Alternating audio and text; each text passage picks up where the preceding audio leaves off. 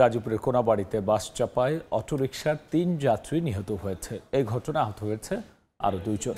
প্রত্যক্ষদর্শীরা জানান, সকাল ৮টার দিকে গাজীপুর চৌরাস্তা থেকে আসা তাকোয়া পরিবহনের একটি বাস কোনাবাড়ী এলাকায় পৌঁছালে বিপরীত দিক থেকে আসা একটি অটোরিকশার সঙ্গে সংঘর্ষ হয়। এতে গুরুতর আহত হন অটোরিকশার ৫ যাত্রী। তাদেরকে উদ্ধার করে হাসপাতাল নেওয়ার পথে এক নারীসহ ৩ জনের মৃত্যু হয়। নিহতদের পরিচয় এখনও জানা যায়নি। পুলিশ বাসটিকে জব্দ করতে পারলেও চালক পালিয়ে গেছে।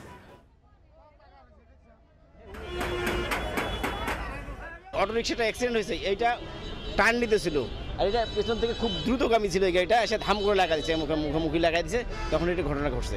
অটো চাপতে হয়ে গেছে, মানুষ ছিল ৩-৪ জন, বাচ্চা 2টা বাচ্চা 3টা বড় মানুষ। আমাদের মহিলাটা এখানে মনে ডেড হয়ে গেছে, আর বাকি সবারই গুরুতর অবস্থা। গাজীপুরে বেশি অটোরিকশা উল্টে পায়ে চলে, এরা ব্যালেন্স ঠিক করতে পারে না। আপনি কোন দিকে যাবেন, ও কোন দিকে যাবে, এটা সমস্যা এখানে।